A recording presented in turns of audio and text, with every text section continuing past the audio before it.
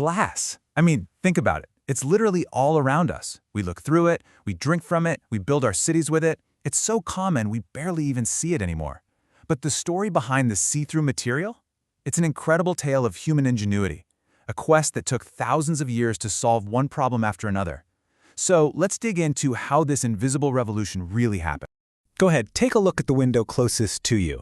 The view is probably crystal clear, right? The surface is perfectly, boringly flat, and we take that completely for granted. But for most of human history, glass looked more like this. Wavy, distorted, full of weird imperfections. The journey from that to the perfect pane you're looking through now is just an incredible story. So what was the big secret? How did we finally nail perfect flatness? So here's our roadmap. We're going to start at the very beginning with the first precious droplets of glass. Then we'll see how Rome had a full-on glass explosion that made it an everyday thing. After that, we'll jump to the Middle Ages to see how cathedrals used it to paint with light. And then we get to the big challenge, the centuries-long quest for flatness. And finally, we'll reveal the secret of the modern river of glass that shapes the world we live in today. Okay, so let's rewind the clock, way back. Like 4,500 years ago, the story doesn't start with windows or even cups.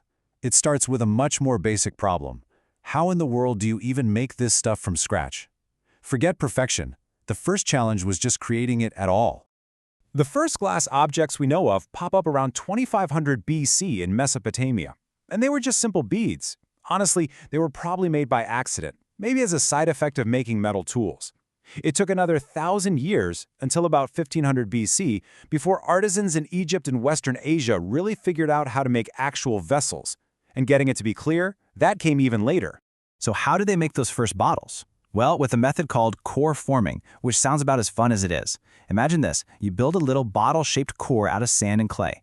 Then you have to painstakingly wrap these hot, gooey ropes of glass all around it, heat it up again and again to get them to melt together, and then you have to scrape the sand and clay core out from the inside. Yeah, no wonder this stuff was only for pharaohs and kings.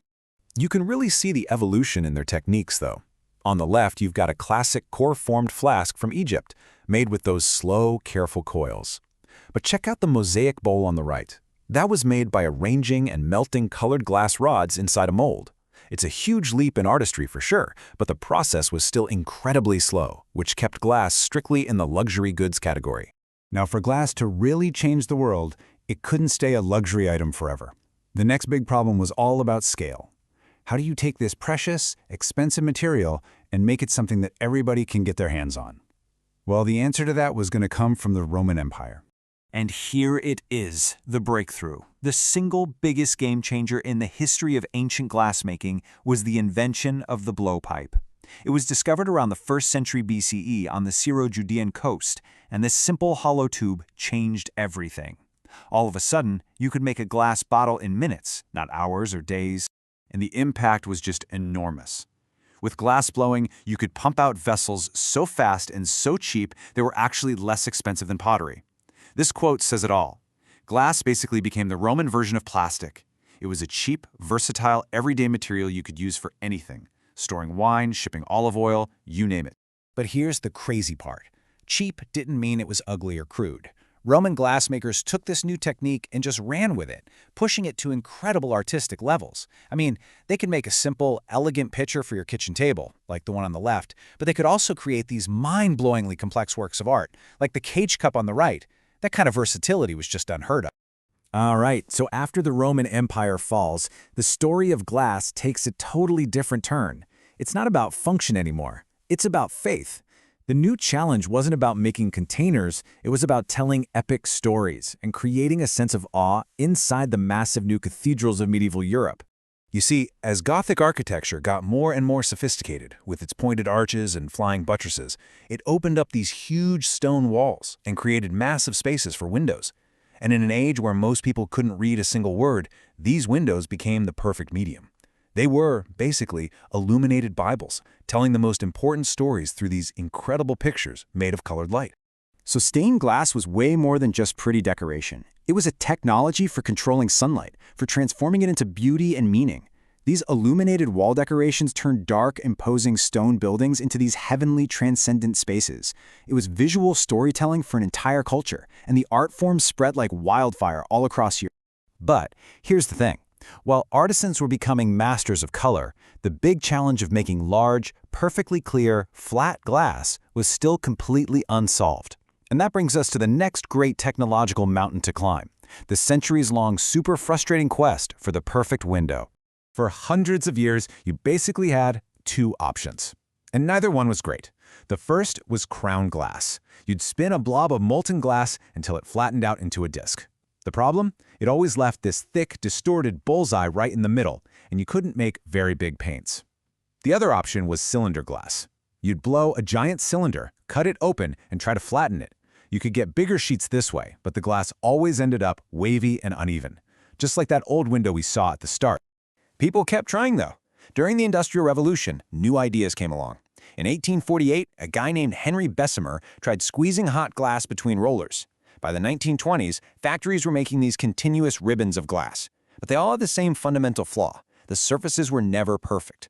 The only fix was to grind down and polish both sides of every single sheet, which was, as you can imagine, insanely expensive and took forever.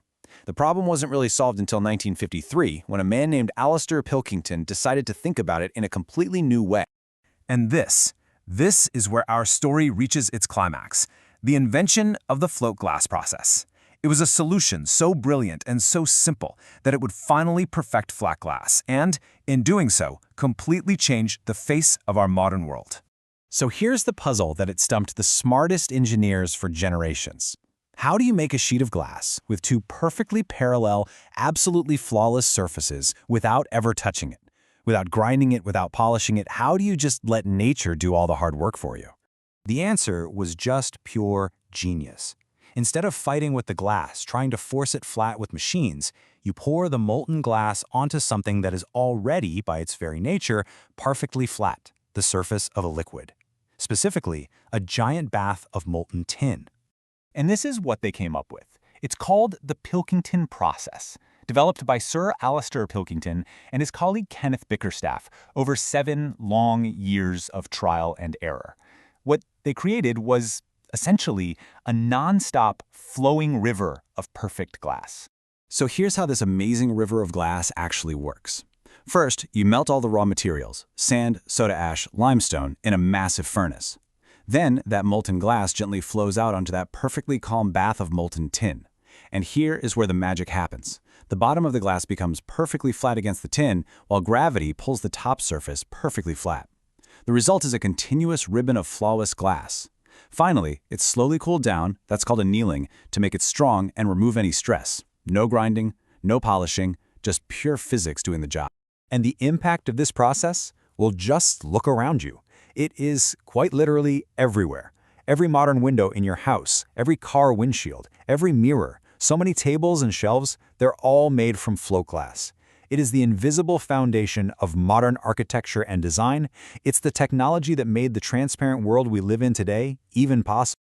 So, from a few precious beads to an endless river of flawless glass, the story of this material just goes to show how solving one really fundamental problem can completely reshape our world.